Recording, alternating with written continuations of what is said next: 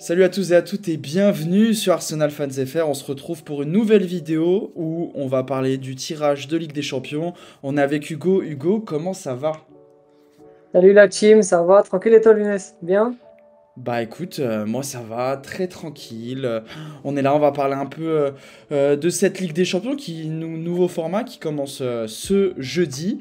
Et donc on va parler de tout ça très tranquillement. On va voir si le top 8 est facilement accessible ou non. Et on va voir un petit peu toutes les équipes qu'on affronte. Et ça commence donc, je l'ai dit, dès jeudi. C'est l'Atalanta. À quoi tu t'attends, Hugo? Moi, je m'attends à un premier match piégeux un peu. Bon, comme vous savez, la Serie A, c'est pas diffusé en France, donc l'Atalanta, on sait pas non plus trop à quoi s'attendre niveau équipe italienne, parce on n'a pas pu les voir jouer. Mais c'est une équipe qui a l'habitude des matchs d'Europe, une équipe qui vient de gagner l'Europa League, donc c'est pas non plus n'importe quoi, en battant les Leverkusen, qui était quand même l'équipe l'année dernière. Ça tombe dans un moment un peu compliqué pour nous, on a toujours certains absents, pas mal de blessures. Il y a Rice qui sera de retour, mais c'est aussi un match qui arrive juste avant le match de City. Donc est-ce qu'il y aura quelque chose à prioriser ou autre? À mon goût, non. On est censé être bon sur tous les tableaux. Mais comment on va se positionner? Ça reste un match qui est le jeudi soir aussi. Donc c'est pas une horaire habituelle pour la Ligue des Champions.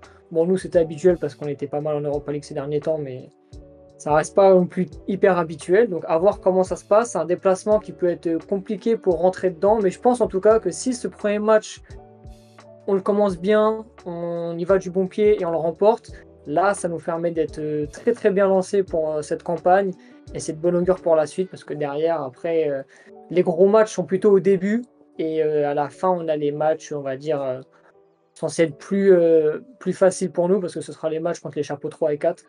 Donc si on fait le maximum de points au début, après c'est censé être un peu plus tranquille sur la fin. Ouais, je suis d'accord avec toi, ça va surtout être le fait de se mettre dans le bain, d'affronter une Atalanta qui a gagné d'ailleurs, je crois, le week-end dernier, qui a un Lookman qui est en pétard. Non, ça va être une belle équipe, juste avant Manchester City en plus, donc notre effectif est pas au max, on le sait tous, donc je te rejoins là-dessus, ça va être l'équipe pas qu'il faut absolument battre, mais en tout cas l'équipe un petit peu piège, ou si on veut commencer de la meilleure des manières, sachant que c'est ce nouveau format où on peut pas se rattraper un petit peu, tu vois, c'est vraiment un classement et c'est les équipes qui engrangent le plus de points, donc qui gagnent. Bon là je dis une banalité, mais vous avez compris ce que je voulais dire. On verra bien. L'Atalanta c'est piégeux, mais bon là ça nous fait la transition avec le second match, qui là par contre est une équipe du chapeau 1 qu'Hugo connaît bien, le PSG. Le PSG, ça va pas être simple parce que ça reste une équipe en reconstruction, qui se refait tranquille. Mais moi qui ai vu tous les matchs du PSG pour l'instant cette année, c'est une équipe qui joue bien au ballon. C'est une équipe qui joue vraiment bien. C'est une équipe qui est très jeune. Je crois que c'est potentiellement l'équipe sur le papier qui est la plus jeune de la campagne de Ligue des Champions. C'est fort probable. Mais c'est une équipe qui a pas mal de défauts, notamment défensivement, où il y a beaucoup d'espace, où il y a pas mal de trous d'air, un milieu de terrain qui est assez jeune, donc où il y a des bons joueurs, hein. Franchement, il y a des bons joueurs, offensivement, il y a des bons joueurs, mais c'est une équipe qui a pas mal de problèmes, notamment sur les coups de pied arrêtés, et on sait très bien que niveau coups de pied arrêtés, Arsenal, on est la meilleure équipe d'Europe, et il y a très très peu de débat là-dessus. Donc je pense que c'est notamment l'enjeu principal où Arsenal pourra faire très très très mal à Paris. Franchement, je suis même persuadé qu'Arsenal mettra un but sur corner contre le PSG parce que Donnarumma, c'est loin d'être son fort. Et niveau jeu de tête, c'est une équipe, même niveau taille, je pense qu'elle a une moyenne de taille très très très basse. Donc un Gabriel sur coup de pied arrêté, on sait très bien ce que ça rend, nos tireurs sont très bons. Donc en tout cas, ça c'est le gros atout qu'Arsenal a en plus du PSG. Et puis même, on peut même plus parler d'expérience niveau PSG parce que très peu de joueurs non plus sont extrêmement habitués à cette Ligue des Champions, mis à part un Asensio ou des joueurs comme ça. Mais j'ai beaucoup plus peur du match contre l'Atalanta, qui me paraît bien plus piégeux que recevoir à la maison le PSG, qui est pour moi un très bon tirage quand tu vois les autres équipes du chapeau 1. Je préfère largement taper un PSG à domicile qu'un Real ou même qu'un Barça qui fait un très très très gros début de saison. Donc sur ce niveau-là, ça va pas être simple, mais c'est pas le match le plus difficile de notre phase de campagne, de ligue, enfin, de la première partie des Champions en tout cas. Moi, je serais un petit peu plus mesuré. C'est paradoxal parce que je regarde très très peu le Paris Saint-Germain. Mais je pense que ce match-là est conditionné aussi au retour, ou au non-retour plutôt, de Martin Odegaard, que j'aurais bien vu en transition face à un bloc un peu en panique du PSG. Même enfin, notre milieu avec Odegaard, Rice, que ce soit Jorginho ou Partey, on s'en fiche un petit peu, ou un des deux. Je pense que effectivement là, on aurait pu vraiment leur faire très très mal. Avec l'absence d'Odegaard et avec l'absence de numéro 10 clair qui le remplace, c'est vrai que j'ai un petit peu plus de doutes. Je te rejoins, on joue à domicile, mais je sais pas, je pense qu'on peut et qu'on va sans doute gagner ce match-là. Surtout qu'autre argument qui joue en notre faveur, c'est le calendrier. C'est-à-dire que là, je regarde avant le PSG, donc on reçoit Leicester et on reçoit Southampton. C'est-à-dire 3 matchs consécutifs où on est à domicile. Donc, s'il y a besoin de faire un petit peu tourner l'effectif, on le fera. Mais attention tout de même à cette équipe du PSG, comme tu l'as bien dit. Et ça nous permet de parler du Shakhtar qu'on reçoit pour la 3e journée donc de cette première phase de la Ligue des Champions. Shakhtar qui est l'équipe du chapeau 2.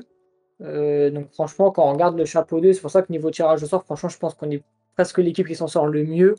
J'ai pas vraiment regardé tous les autres. Je sais qu'il y a d'autres équipes qui s'en sortent pas mal, notamment l'Atlético Madrid ou même Dortmund qui n'ont pas des gros tirages. Mais en tout cas, nous, Arsenal, on est plutôt bien servi parce qu'il y a quand même des grosses équipes dans le chapeau 2 et on s'en sort avec le Shakhtar qui est pas, la grosse équipe du chapeau 2 qui pourrait nous faire très mal. Je pense que c'est vraiment un match abordable à domicile où tu t'en sors normalement avec les 3 points. Ce sera un match de retour de trêve. Donc aussi, c'est toujours attention au retour de trêve, comme on sera niveau blessure, niveau état de forme des joueurs.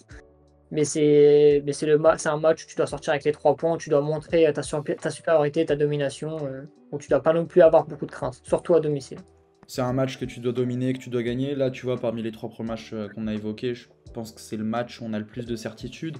Juste avant Liverpool, certes. Donc, bon, c'est compliqué de faire des projections, hein, on en a conscience. Mais bon, c'est le genre de match sur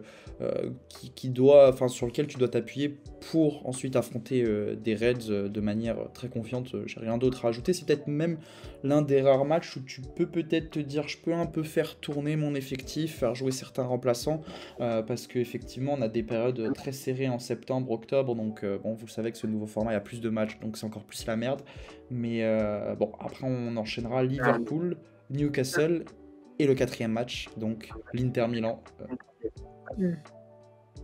C'est là qu'on voit que le calendrier va énormément jouer. C'est pour ça que les premiers matchs, il faut essayer d'engranger le plus de points possible. Tu vois, quand je te dis, les 4 premiers matchs, c'est les 4 équipes du chapeau 1 et du chapeau 2.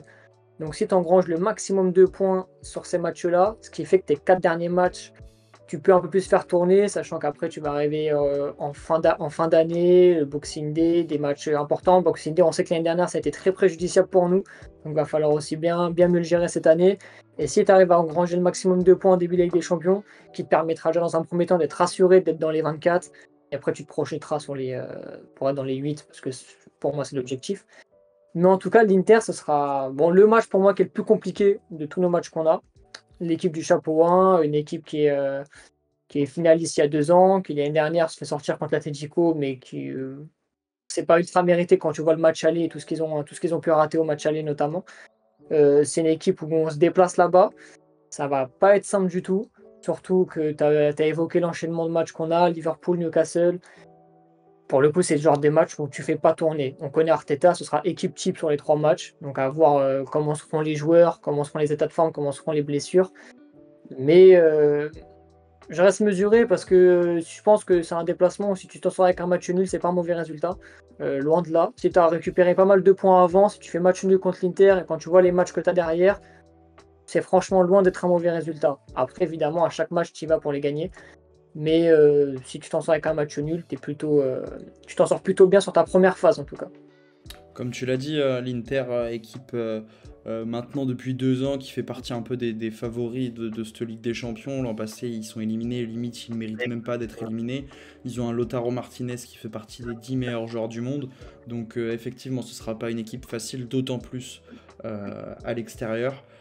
Donc je suis d'accord avec toi, si tu lâches des points dans cette phase, on va dire que c'est contre l'Inter, quoi. Contre les autres équipes, Ouais. ça fait un peu plus grincer, surtout que tu reçois le PSG. Mais là, à l'Inter, après Liverpool, après Newcastle aussi. Bon, à voir où on en sera aussi, parce que notre forme dépendra des joueurs blessés. C'est pour ça que c'est compliqué de faire des vidéos prédictions.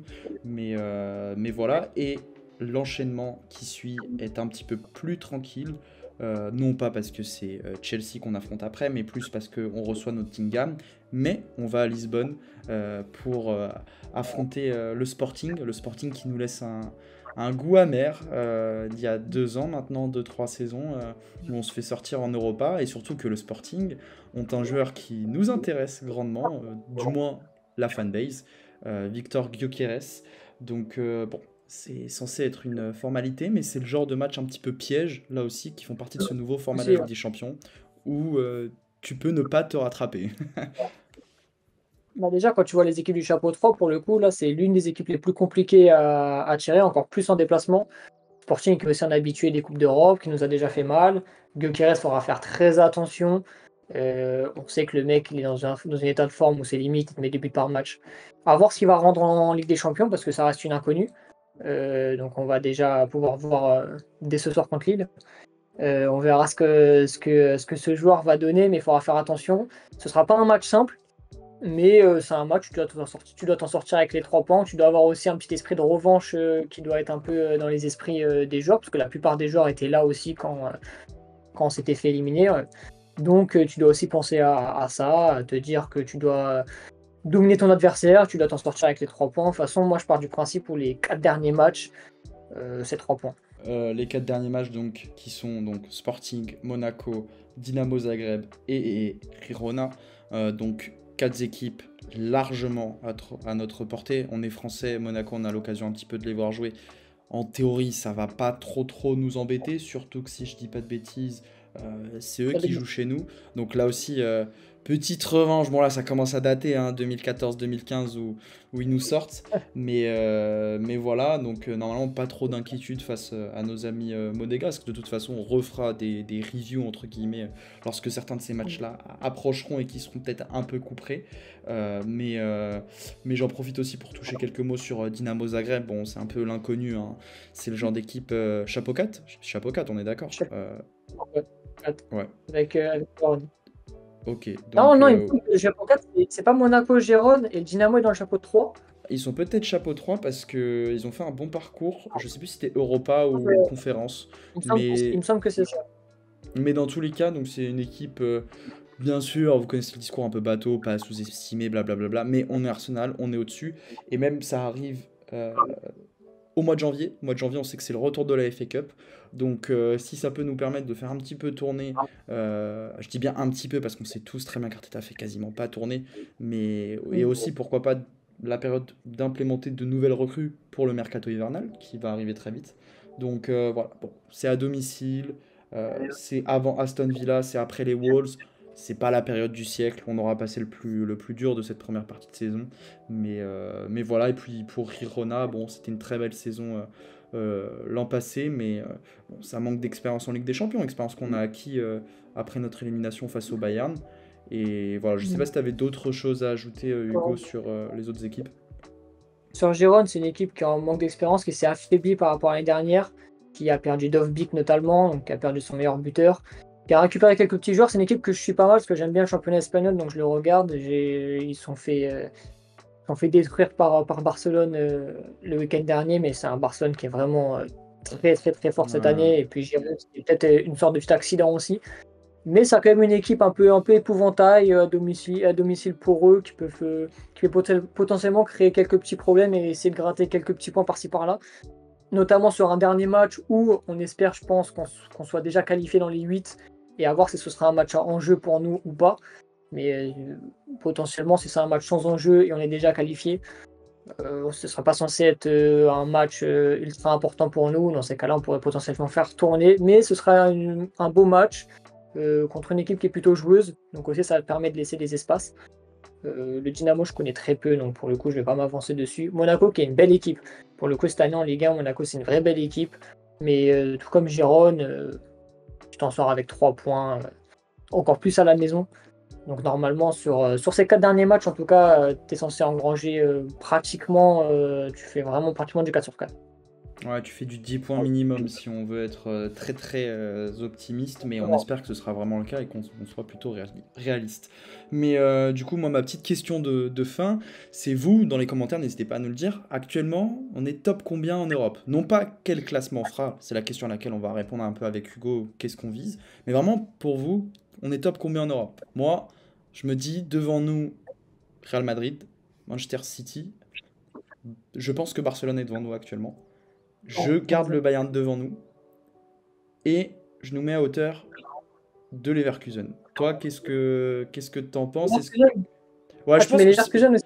je pense très sincèrement que Leverkusen c'était pas un accident leur saison dernière et je pense que c'est une équipe Ok. qui va toujours être aussi chiante cette année. Peut-être que je me trompe, hein, mais je vois pas ça comme un accident et vu la continuité que veut Xabi Alonso et vu tous les éléments qu'ils ont gardés, tous leurs bons éléments au final du titre de l'an passé, je pense que c'est une équipe un peu chiante. Moi, je pense, déjà, j'ai pu regarder, bon, je suis pas du tout quelqu'un qui fait des paris et ce genre de choses, mais j'ai pu regarder un peu les cotes juste avant de faire la vidéo. Je sais en tout cas, niveau des cotes, Arsenal est vu comme troisième vainqueur de la Ligue des Champions. Donc, c'est pour montrer un peu que Arsenal a plus d'étoffe maintenant et est vu aussi comme presque un favori cette année. Je pense aussi que le tirage peut jouer. Moi, les équipes que tu as données, je les mets aussi devant nous. Je nous mets au-dessus des Leverkusen, je nous mets à peu près à la hauteur de Liverpool. Je mets un petit Effectivement, chapeau Liverpool.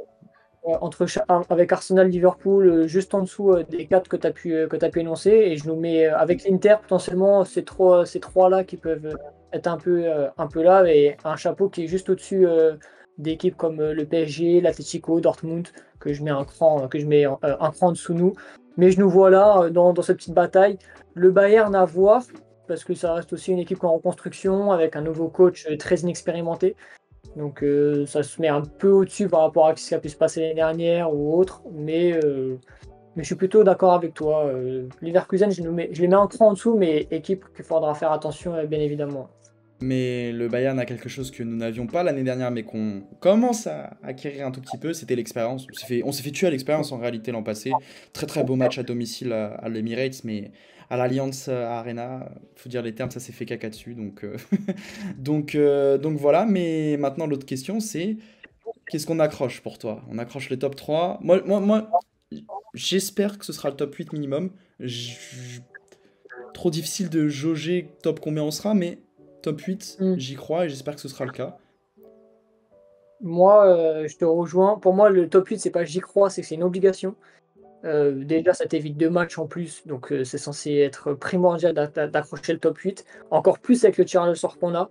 Quand tu vois le tirage au sort, si on finit pas top 8, pour moi, c'est un échec. Et franchement, je pèse pas sur le mot échec parce que pour moi, ce sera vraiment le cas, parce que franchement, on est loin d'avoir un tirage très très complexe. Surtout que tes déplacements, tu as deux déplacements un peu compliqués, mais sinon, dans l'ensemble, ça peut aller.